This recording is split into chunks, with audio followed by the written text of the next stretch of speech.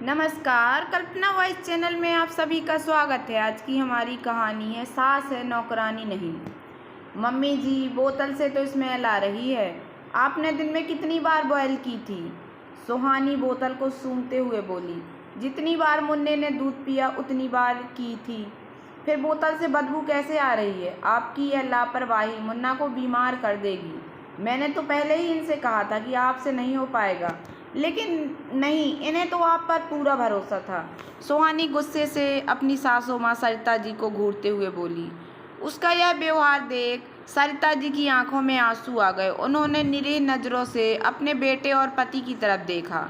बेटा तो आंखें चुराकर अपनी पत्नी के पीछे उसके कमरे में चला गया और पति वह तो सरिता जी से आंखें नहीं मिला पा रहे थे। सरिता जी चुपचाप अपने कमरे में चली गईं तो वह भी उनके पीछे पीछे वहां पहुंचे।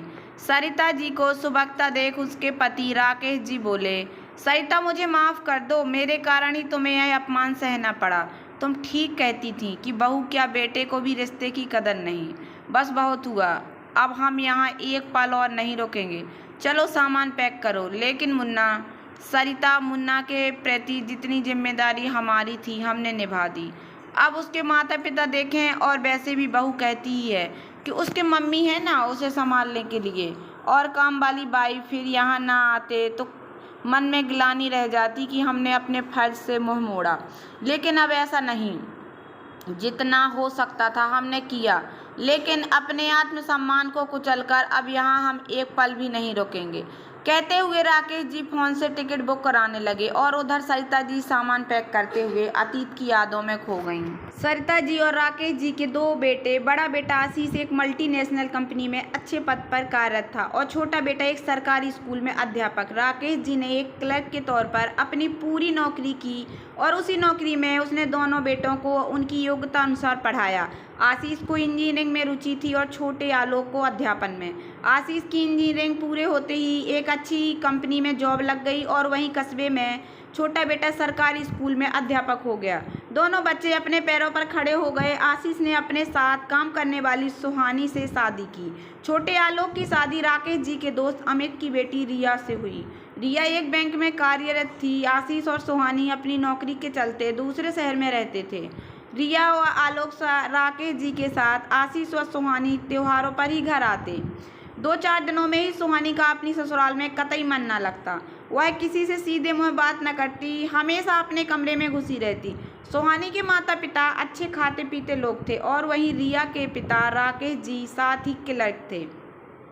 सुहानी में अपनी अच्छी नौकरी, मायके के पैसों का घमंड हमेशा ही रहा। बात बात पर वह रिया व सरिता जी को जताने से न चूकती कि वह पढ़ाई लिखाई और रुतबे पैसों में 2 कदम आगे है।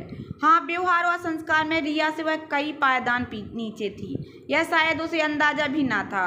उस पर तो पैसों का नशा छाया जो रहता था। आशीष के आग्रह करने पर राकेश जी व सरिता जी 1-2 बार उनके पास रहने गए, लेकिन सुहानी ने उन दोनों के साथ बिल्कुल परायों जैसा व्यवहार किया।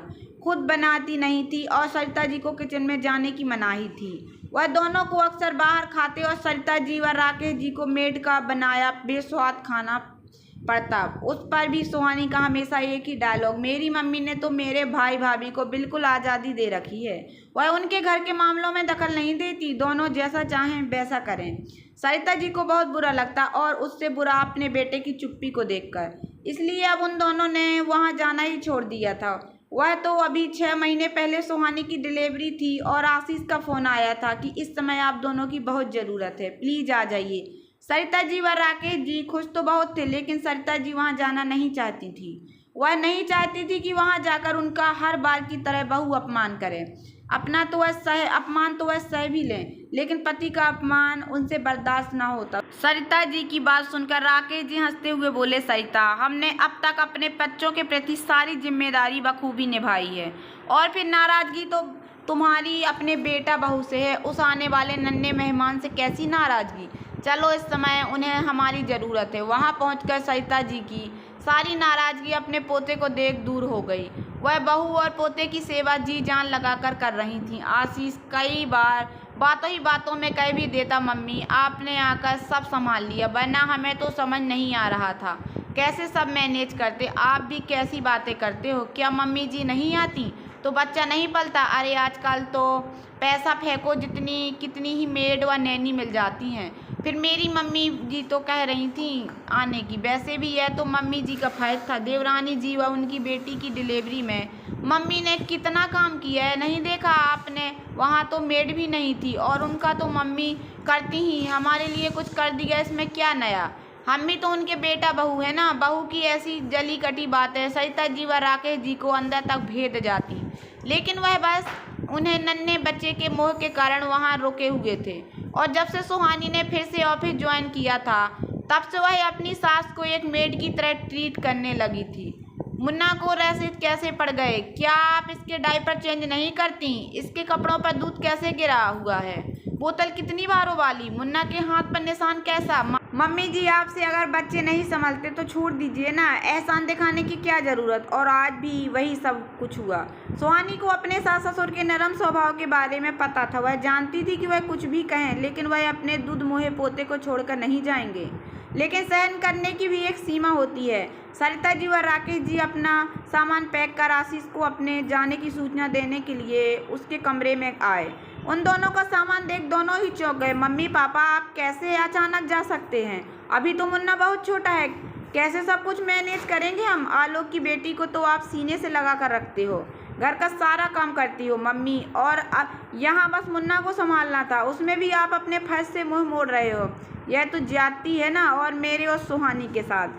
आशीष माफ़ी मांगने की बजाय अपने मम्मी पापा पर ही दोष लगाते हुए बोला, बेटा सारे फर्ज माँ बाप के ही नहीं होते, बच्चों के भी कुछ फर्ज होते हैं। वैसे कौन सा फर्ज नहीं निभाया मैंने?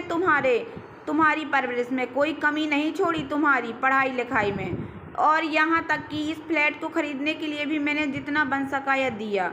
और रही आलोक और रिया की बात, तो बेटा उन दोनों ने अपनी तुलना ना ही करो तो अच्छा है। रिया को उस घर में 3 साल हो गए लेकिन आज तक उसने कभी ऊंची आवाज़ में तेरी माँ से बात नहीं की।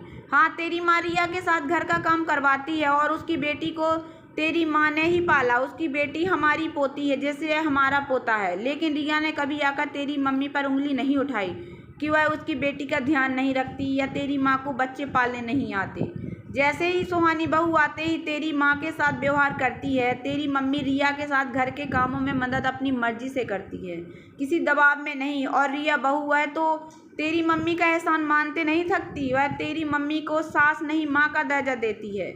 और सुहानी बहू, उसने आज तक एहसान मानना तो दूर, तेरी मम्मी के पास बैठ प्यार के 2 बोल नहीं बोले। और बेटा माना पति को पत्नी को सम्मान देना चाहिए, लेकिन इसका मतलब तो यह तो नहीं कि माता पिता के सम्मान को ताक पर रख दिया जाए। बेटा जितना हमसे हो सकता था हमने किया। अब यह रहा तुम्हारा घर, तुम्हारा बच्चा, संभाल लो। चाहे तो सुहानी बहू अपनी मम्मी को बुलाए, मेड रखे या नेनी। कहते हुए राकेश जी व सरिता जी मुन्ने के सिर पर प्यार से हाथ रखते हुए बाहर निकल गए। आशीष व सुहानी फटी हुई नज़रों से उन्हें जाते हुए देखते रहे।